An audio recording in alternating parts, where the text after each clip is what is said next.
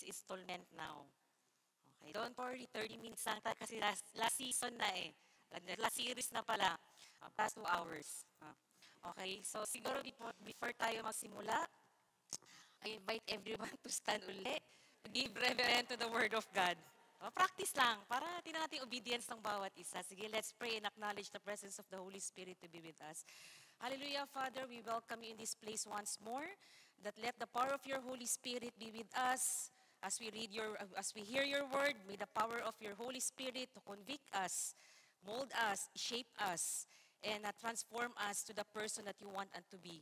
Lord, sa mga maririnig namin ngayon, Father God, bless us with a deep understanding and that heavenly wisdom so that we will be able to penetrate your words into our hearts. Empty our hearts right now. Give us and bless us with a softened heart, so God, that we may be responsive to your words and we will be able to obey as how you said it to us to do. Lord, patuloy Panginoon, we humble ourselves to you. Empty our spirit right now so that you can fill in more and let the pour of your grace be upon us. And Lord, bless your word today is that you will speak to these people, not me, Father God. So Father God, we lift everything to you. Bless this service. Bless your word, O God, and make us holy and righteous as we read your word, Father God. So Father God, we continue to praise your name, glorify your name. In Jesus' name we pray. Amen. Okay. Do we set expectations ngayong huling week na ng November? Wala. Kasi walang sumagot. Bakit?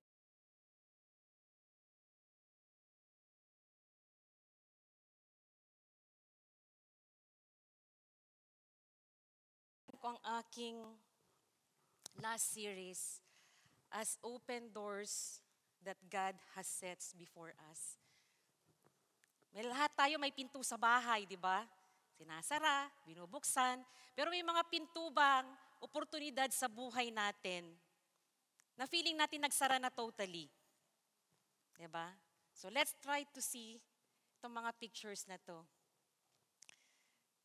Save up to 50%. Oh, Black Friday na, malapit na. Hindi ko pinopromote. Hindi ko sinasabi na maghanda kayo. No? Sale. Okay. Sale, kaliwat kanan, makikita natin especially these Burr months. Diba? Pag may nakikita kayo nagpa-flash sa internet, sa Facebook ninyo, pag nag-i-scroll kayo, sa newspaper, or kung saan man, collect them all. Ano yung mga kinokollect? 15%, 20%, 35%. Hurry! Final hour! Last chance on sale! 70%!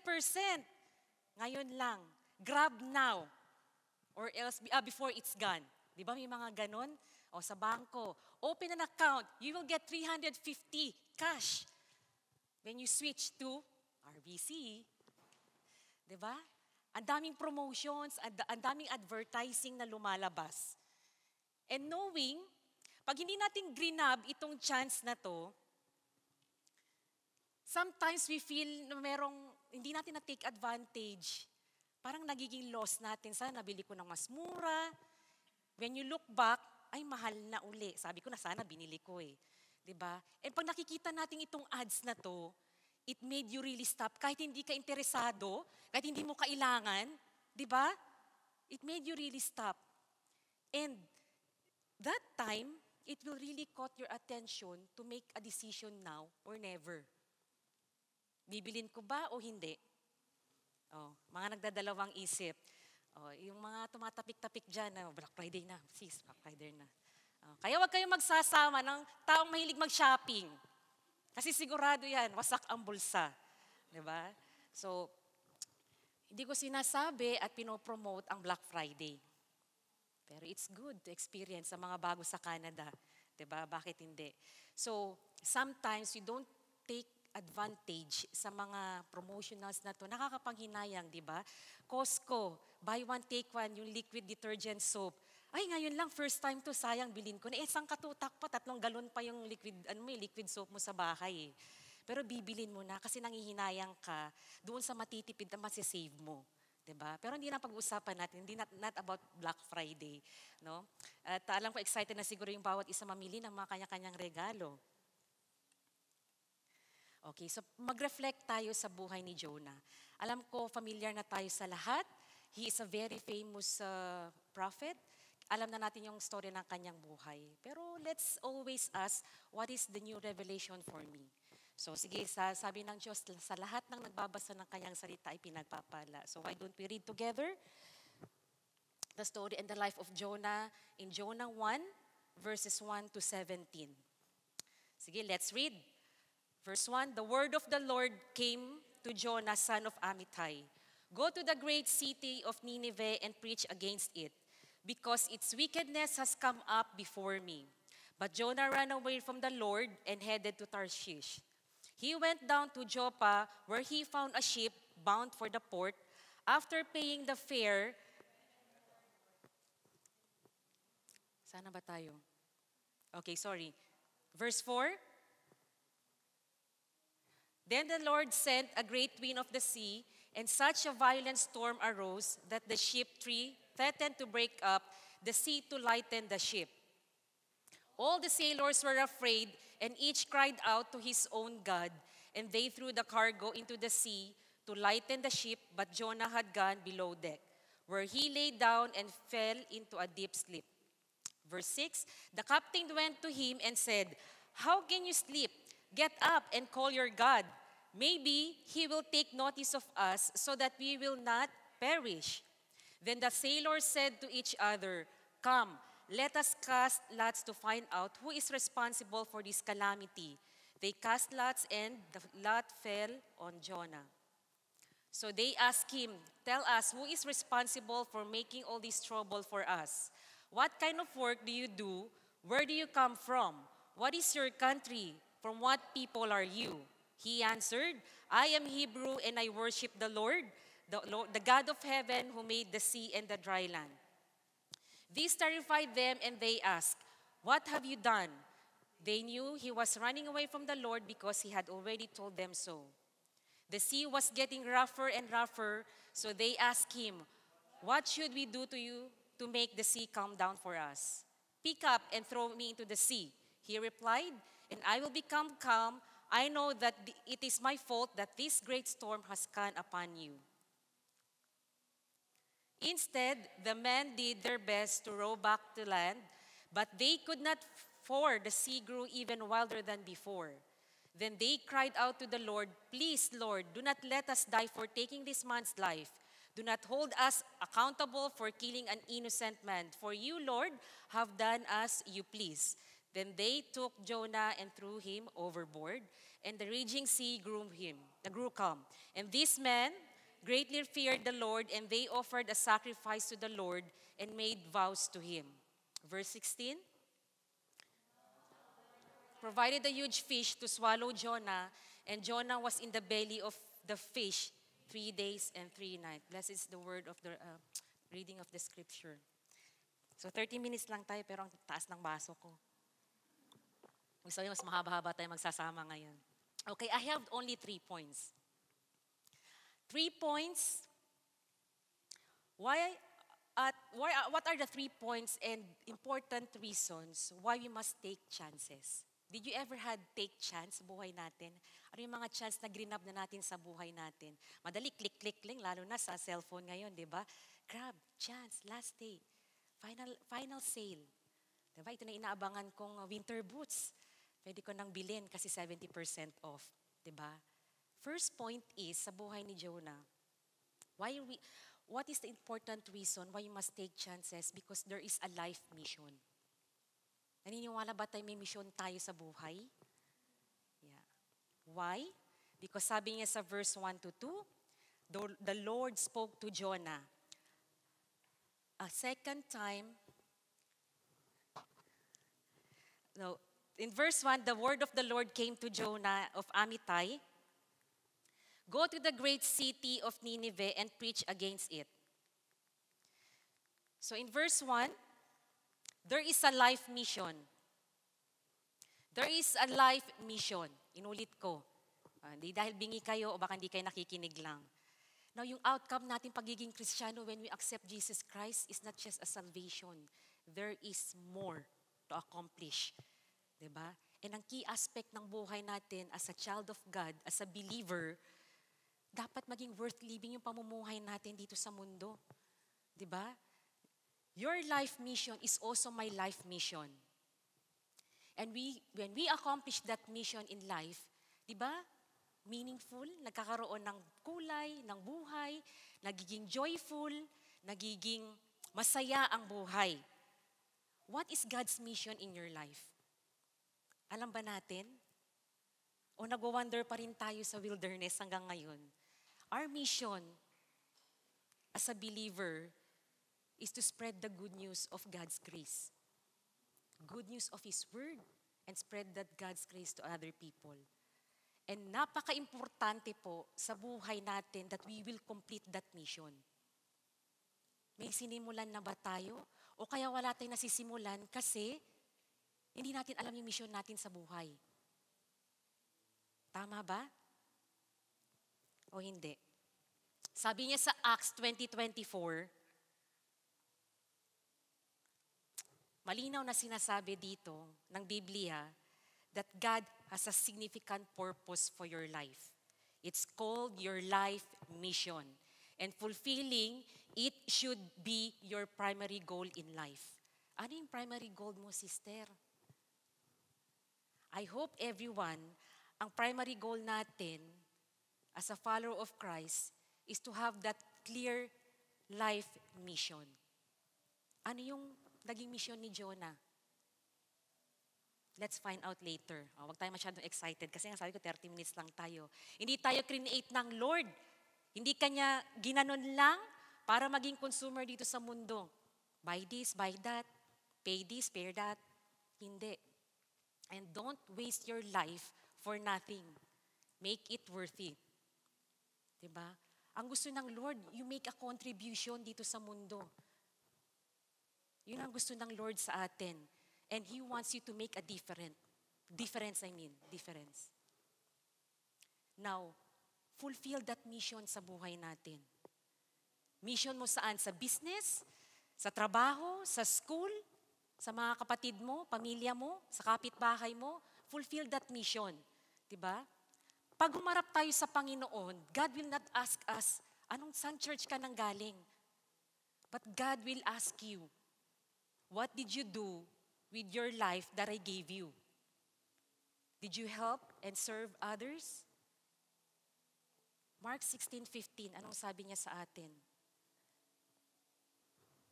Go and preach the gospel to all creation. Did you go everywhere to tell the good news to everyone? May sinimulan na ba tayo? Sa mga gustong magsimula, china-challenge ko, why not? And God has a ministry sa bawat simbahan. 'Di ba? And yung mission na yon, ang mission natin sa mundo is we have to fulfill that. And we are part of that mission. 'Di ba? Ang Panginoon, ginagamit niya itong church family na to, tayo, para i-prepare tayo to be part of that global mission. 'Di ba? Hindi ka nag-iisa, kapatid, kaya minsan natatakot yung iba na gawin yung mission niya sa buhay kasi feeling niya, ay, ang laki-laki niyan, hindi ko yan kaya. But remember, you have a church family to help you, prepare you with that journey to fulfill God's purpose in your life. Hindi ka nag-iisa.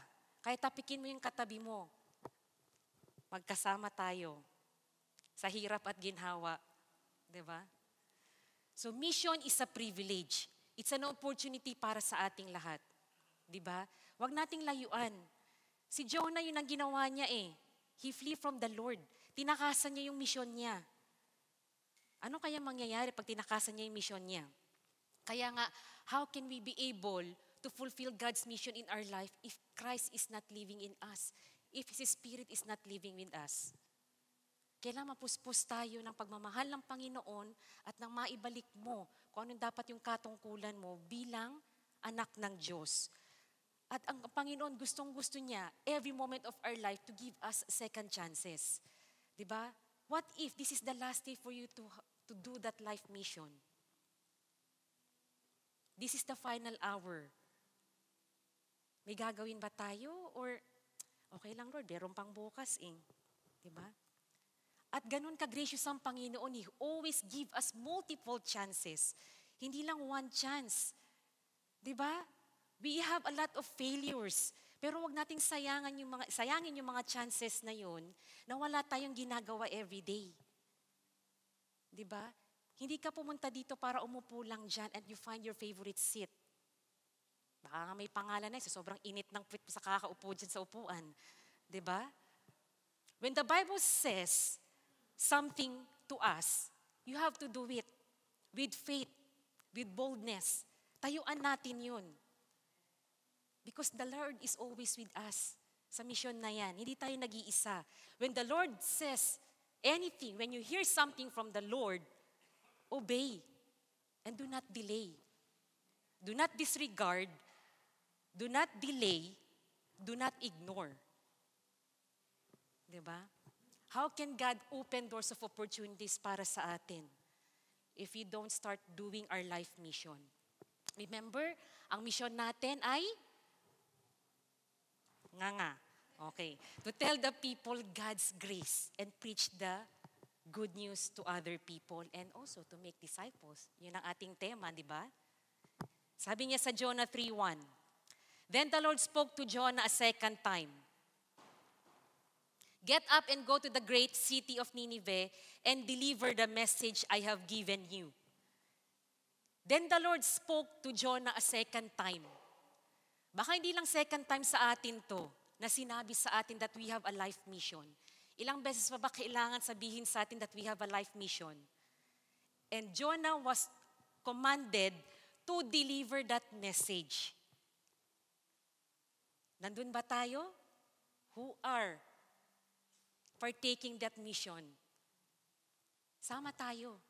Join forces sa mga strike nga, sad to hear, mga nangyayari sa labas. Mga bata stuck sa bahay dahil sa strike. O sila nagsasama-sama. Tayo magsama-sama rin tayo to fulfill that mission. 'Di ba? Hindi yung nasa app natin, puro Uber Eats, Uber Eats, DoorDash, deliver dito, deliver doon. We use the Bible app to deliver message of good news. Hindi lang puro doon, 'di ba? Kung punong-puno yung cellphone ninyo ng kung anong-anong app yan, huwag niyong kalimutan, ilagay niyo sa main screen yung Bible app. So whenever you open your phone, it's about time to deliver another message, another day to a person.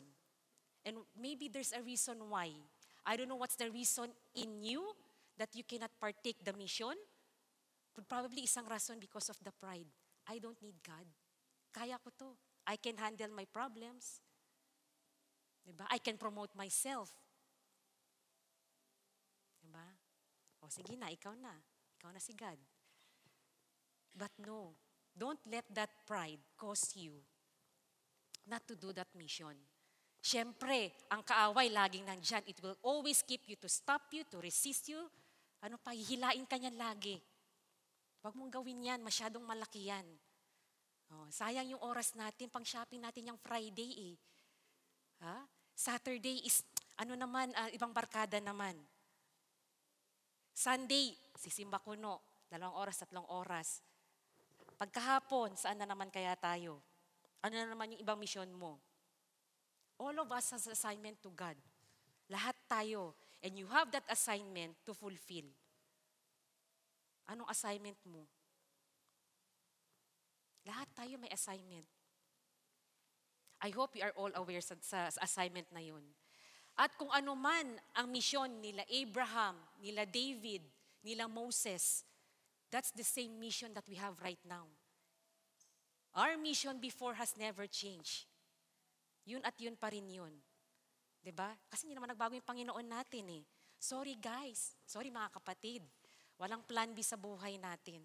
We only live once. So take that opportunity and that chance to be part of God's mission. 'Di ba? Do not think that what you have right now is your own. Our life is alone to God. Di natin pagmamay-ari yan. 'Di ba? If there's something that's limiting you right now, then resist the devil. Resist mo yung katabi mo. Baka kasi siya yung nag-i-invite sa'yo to be part of that mission. So commit your life Commit your life to God's mission. Di ba? So don't delay, obey today. Di ba? So sabi niya sa Romans 6:13, malinaw na sinasabi dito, do not let any part of your bodies become tools of wickedness to be used for sinning, but give yourselves completely to God, every part of you, for you are back from death and you want to be the tools in the hands of God to be used for His good purpose. Di ba? Hindi lang purpose, malinaw sinabi dyan, good purpose. God has a good purpose for us. And there are a lot of doors awaiting for all of us that God has set before us. Gusto ba natin mabuksan lahat yon? Greater opportunities, breakthrough, growth, increase, promotion, healing. Then start with the life mission. Point number 2. Sabi sa inyo, 30 minutes lang tayo. Bilis eh. There is a life change. Sabi niya sa verse 4, then the Lord sent a great wind on the sea, and such a violent storm arose that the ship threatened to break up. The Lord sent a great wind kay Jonah. And it was a violent storm. When he tried to escape from the Lord, nagpadala ang Panginoon ng great wind, ng storms. When we try escaping away, going away, delaying, ignoring, yes, God can calm the water. Totoo naman, di ba? But He can also stir up storm in our life. Nung dinesisyonan ni Jonah, pinanindigan niya yung desisyon niya, at yun ang naging judgment ng Lord sa kanya to send that storm. Surely, terrible effects sa buhay natin will happen when we keep on going away. Gumagano na yung mga mata ninyo. Ako nga, 4 na oras lang tulog ko eh. Na makatulog kagabi. Excited ako. Dapat excited din kayo. Sabay-sabay tayo maging excited. Diba? So, when we keep on escaping and fleeing from the Lord, terrible storm will surely follow. For what? To change us, to redirect us always to God's purpose. Di naman yan habang buhay yung storm.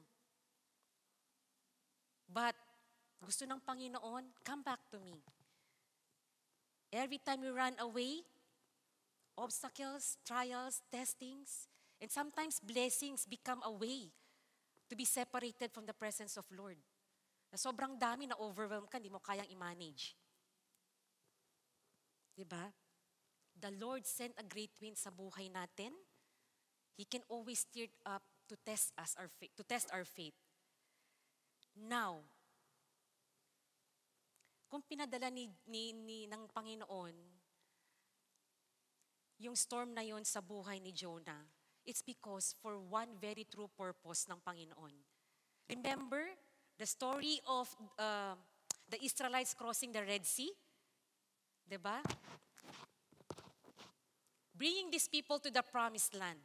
Nag-agree na si Pharaoh to release these people, to have that freedom after ng plague sa Egypt, diba? So ano nangyari? But we were stuck here. We were stuck here. But Moses just obeyed. And the moment that he obeyed, at the command, stretch your arm. Stretch your tungkod. Stretch your staff. The moment that he stretched that, nagbuka yung dagat. And they will be able to pass by in the dry land. Diba? Sabi ng mga researchers, ang cause daw na bakit naghati yung dagat dahil sa wind. But the researchers forget who made the wind. Diba? Now, sometimes in our life, we see that everything is closed. It looks permanently closed. There's no more opportunity. I am aging. I am getting old. I am stuck with my status. I am sick. But it should not be the cause for your life not to be changed. Life change can happen. Diba? Minsan, ang laki-laki ng kinakaharap natin, wala tayong pintong mapasukan, akala natin yun na yung ending natin. But no, God has promised us that there can be change. There are still open doors awaiting for you. Diba? So, are we willing to pass through abundance, but only by the grace of God, He will bless us. Amen. Tapos na. Diba? Now, what if this is your last chance to come into the church, to worship, to pray? Are you gonna miss that chance? Ayun na, sarap-sarap mag-worship, di ba? May ganun-ganun pa tayo. Oh.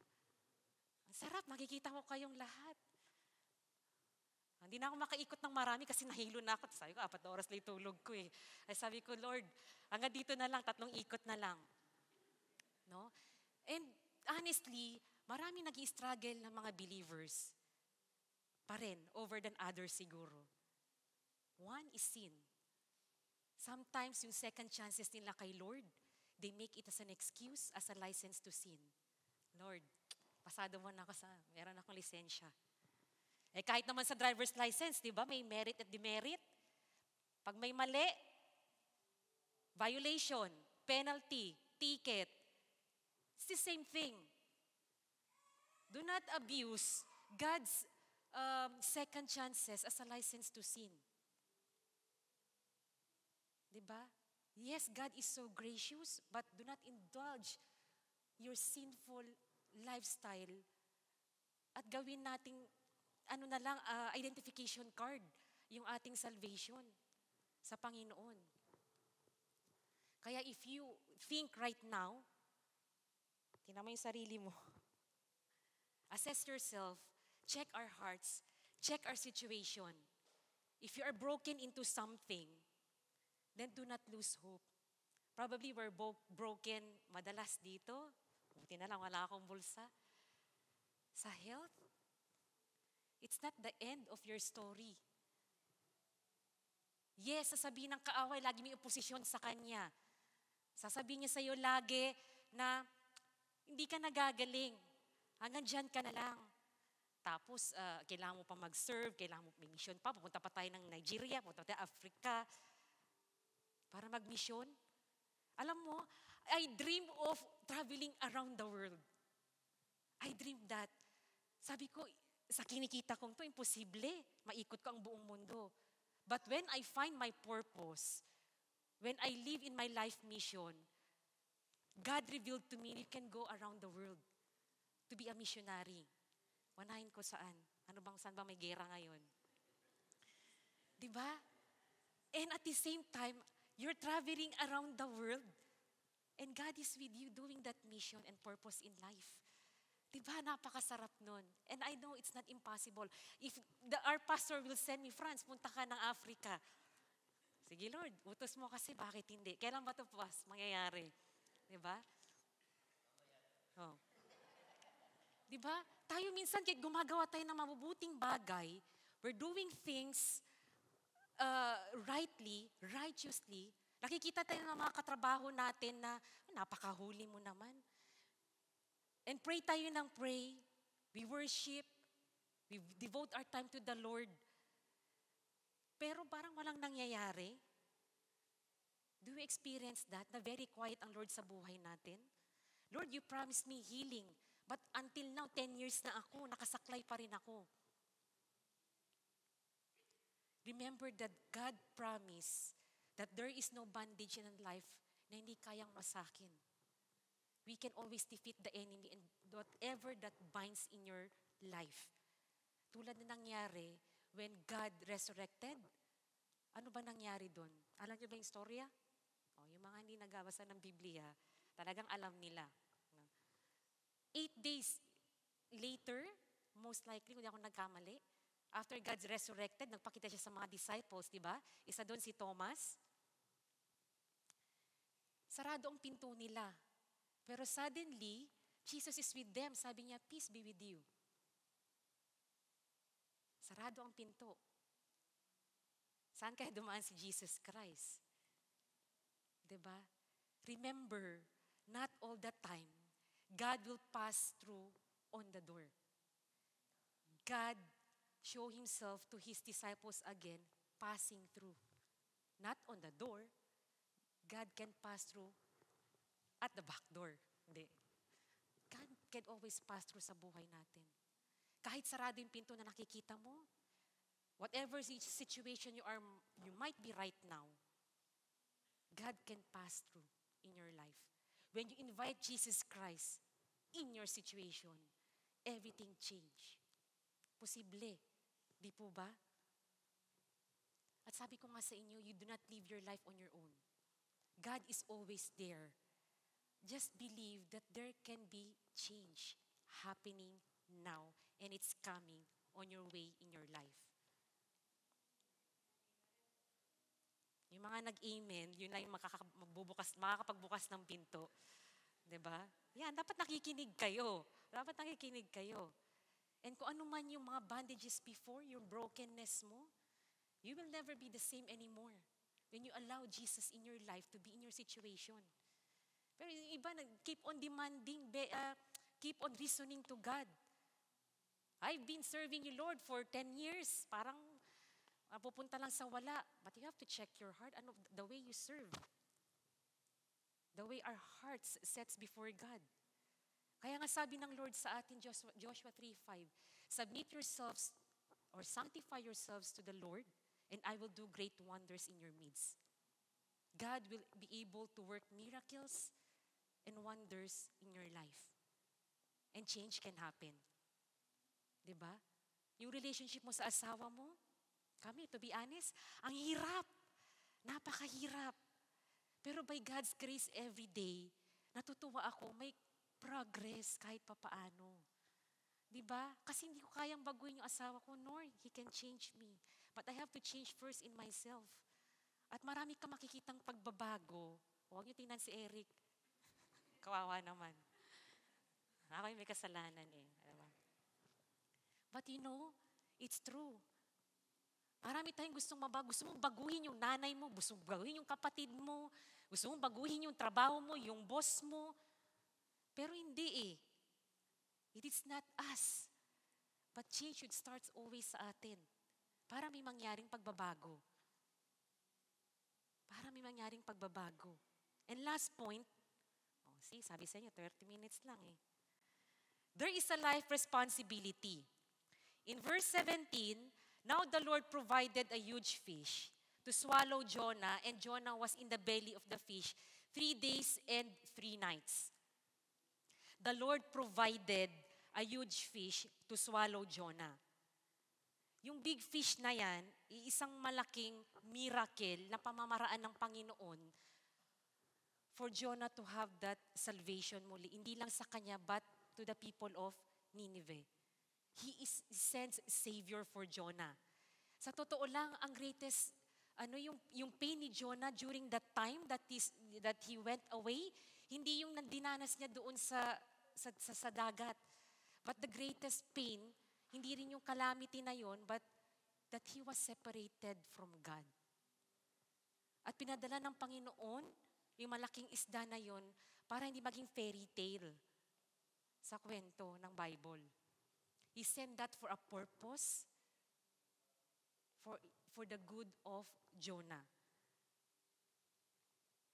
At habang nandoon si Jonah sa loob ng isda na yun, pwede namang sabihin na, Lord, tapusin na natin tong storya na to, kainin na lang siya, patawarin na lang siya ng Diyos, tapos na yung kwento. Pero hindi ganun eh.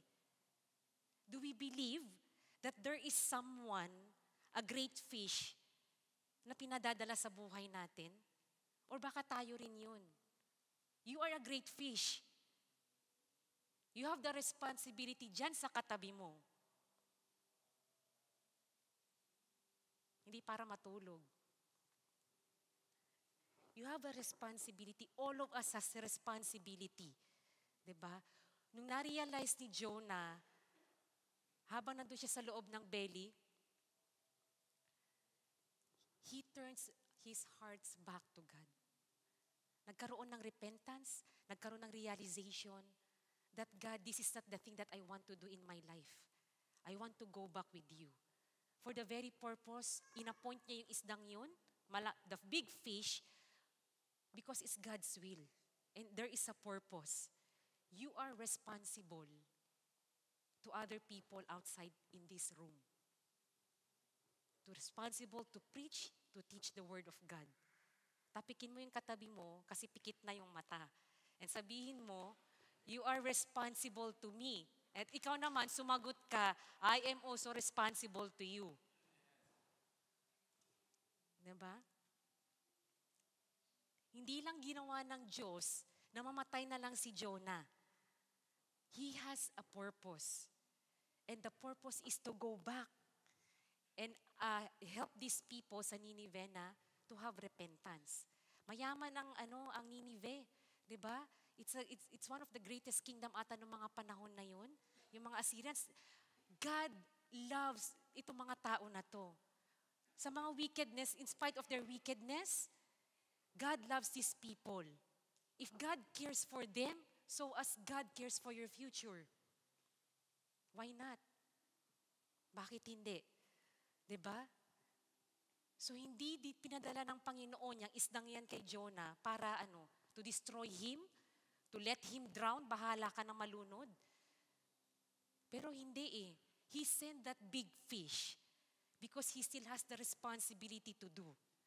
At while we are still here right now, we have to take step on that responsibility. Binigyan ng pagkakataon si Jonah once again, an opportunity to do his mission. Diba? Tayo rin. Maybe this is the last chance. Wala nang bukas, but we have to take that responsibility now or never. Diba? When Jonah was there, he was appointed to be a receiver and the deliverer of message. You are the receiver now. And you have to deliver that message now. Go and make disciples, baptizing them in the name of the Father, the Son, and the Holy Spirit. Hindi tayo para nakaupo lang. We don't come here to church to have that coming here as a routine, to see again your friends, show off your new clothes. Hindi yun. Diba? Ito nga, sa ukay-ukay ko lang binili. No. And we are designed by God to give warning to those people na baka they are already in danger. And God did that to Jonah. Ganun din tayo up to this time. Diba? Giving warning to these people, giving them precautions. Para hindi sila mapahamak. Hindi yung lalabas ka, ate, tumanggap ka na, bukas darating na si Lord. Oh, mag-repent ka na ngayon. No, it's not that way. We are the receiver and we must be the deliverer of the word. Diba? Hindi porket nagbigay tayo ng warning sa kanila, don't think of yourself na arrogante ka, that you are in superior, na mayabang, to masyadong self-righteous. No. God appointed us to warn these people. So as Jonah, what did before? Diba? Giving warning is an act of love. Diba? Kaya kung mahal ka talaga ng kaibigan mo, He will not allow you to fall into sin. He will not allow you to be in danger. Mahuhulog ka na. Siya na lang yung kakapit sa'yo. Yun ang totoong kaibigan. That's the true friend, by the way.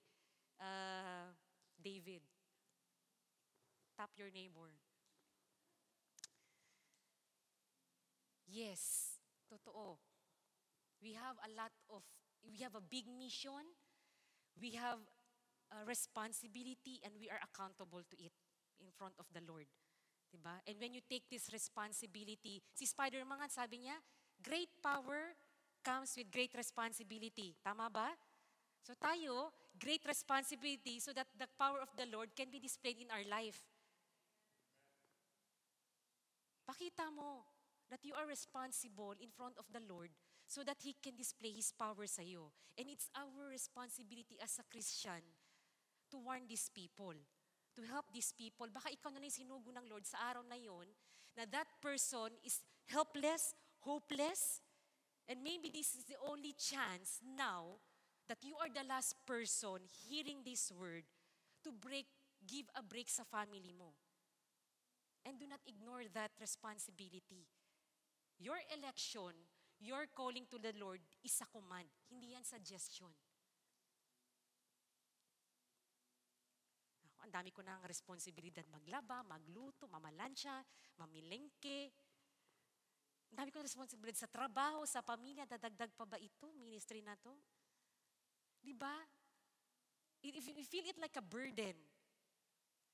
And don't you know how joyful yung puso natin when we serve wholeheartedly to the Lord? Try it. Try. Because this might be the last chance at wala nang bukas. Do not have that second thought of not grabbing that chance sa buhay natin. When God is giving us a warning, it's another chance in our life. It's another chance. So okay lang. Sunday pa bukas, birthday pa atin, di ba? Lord, wag mo nang last chance ito. Magdedebo pa si Gia bukas. Happy birthday, Gia. Di ba? When people around you feels hopeless, ikaw na yung pinadala ng Lord. And God is expecting you to take that responsibility to enlighten him, to strengthen him, to lift them up. Sino pa inaasahan mong gumawa nun? Kung kayo lang magkatabi sa opisina. Kung katabi mo na sa metro. Sometimes you feel yung emotion ng katabi mo sa kung saan man. Diba? Facial expression. Maybe he needs some inspirational word. Ang buhay dapat natin should be to have an inspiring life. Tulad na anak ko, tingin na tingin sa akin. Inspired sa akin. In 2 Peter 1:10, kaya sabi niya dyan, therefore, brothers and sisters, be all the more diligent to make your calling and election sure, for if you practice these qualities, you will never fail. For if you do things for the Lord, you will never stumble. God will be able to bless you with riches from His kingdom. It's a command, mga kapatid. You are called to do that mission and you are elected to be part of that mission. You are responsible for the work that what you do. Right? So if we are expecting that the open doors will open, that what doors is facing in front of us, it's all from the Lord. You want that to be open? Unlock it now? Then be part of that life mission. Take that responsibility and everything in your life will change. And next week, the seasons of great harvest is coming. Are we declaring that? I am excited. I am very excited. I don't know what the Lord will going to do more in this church, in our life, but be prepared. Be prepared. Whether storms, blessings, I know there is always an open door. Diba? So nakikita natin yung mga ibang bagay. It says, hurry, almost out. Limited offer. 1-day sale. Special offer. Don't miss that out. Tomorrow it's gone. The deal is gone. It wasn't last long. It won't last long. You have to act now and accept that offer. It might be the last day now, tomorrow. Good kung may 2 days pa para makapaghanda ka pa. But there's nothing, probably, tomorrow. Yes, we can always have, or every day is a chance. Every day is a chance. But we cannot have every day to take those chances. So might as well stand in your faith. I'm going to prepare the volunteer forms later. And are we willing to partake with the mission? Gutom na sila. Okay? But you know, the Lord is so patient, so gracious sa atin. He is always giving us a second chances. May I call the worship team? Maybe this is the last chance that God is giving you to unlock those doors that you feel are so already closed. So why don't we stand, commit, and surrender your brokenness, your failures, sa mga bagay na sa tingin mong permanente nang walang mangyayari. But God is always there to give us many chances. Second chance, third chance, fourth chance, I don't know how many chances more. But there's only one thing that is for sure. You have the time to worship now. Do it now. You have the time to commit yourself to the Lord. Do it now. So why don't you close your eyes and reflect, Lord, what are the things that I still need to do so that you can unlock these closed doors for me? One day, there will be no second chances anymore. Maybe you are asking for comfort, for the peace, for the love. Maybe Satan is saying, you're not enough. You're lacking. Hanggang dyan ka na lang. But it's not. Yes, if you're going to see yung mga loved ones natin o yung mga kakilala tayo probably that was already, I don't know where, but people who are in hell, keep on praying to God, asking, Lord, save us. But there's no another chance anymore. The Lord cannot hear them anymore. There are people in hell who are asking for water to quench their thirst, but there's no more. There's no exits. There is no other way. There is no way for them to go back into this world. Now why we have that chance to accept God as our Lord and Savior, not only just today, but every day in our life. Yes, you might already probably accept Jesus at the beginning. It's not yet late, or it should not happen na hindi natin tanggapin ng Panginoon to be our Savior in our life every day. I don't know what is in your heart. I don't know what is in your mind right now that you want to commit to God. And this is the last chance to grow in faith, to live your family, your relationship, your brokenness, your finances, your business. Leave it to God. God always opens doors for opportunities for all of us. It's never, never, ever late. It always comes at the right time. So Lord, yes, oh God, we pray, we worship this earlier, Father God, that we are always here, available to serve you, to be part of that mission, to take that responsibility, oh God. Pray now, pray with all your heart, so that you will not regret that there will be no tomorrow in our life, that no matter what you are right now, God can still change your situation. Yes, hallelujah, Father God. We thank you, oh God, for many chances that you have given us. You never feel how faithful you are to all of us. Father God, alam namin, Panginoon, we failed many times. We don't grab many chances. We just ignore, just disregard you everything in our life. But now, I want to make my life differently. Lord, if you are going to do unusual things, extraordinary things in my life, then I don't want to miss that change in my life. Lord, change my situation, change my life, change the way I think, change the way I act, oh Lord, change the way I speak.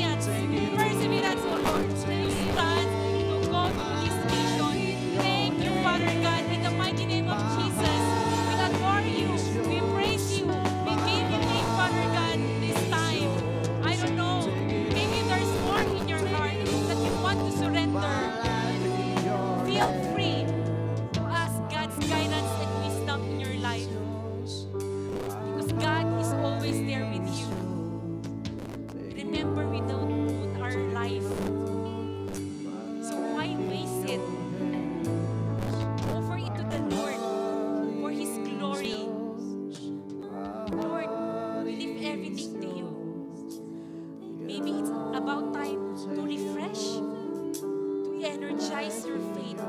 Activate that faith once more. More and more. Hunger for more. Hunger for anointing.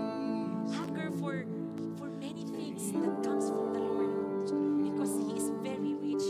He will never, never fail to give whatever we need.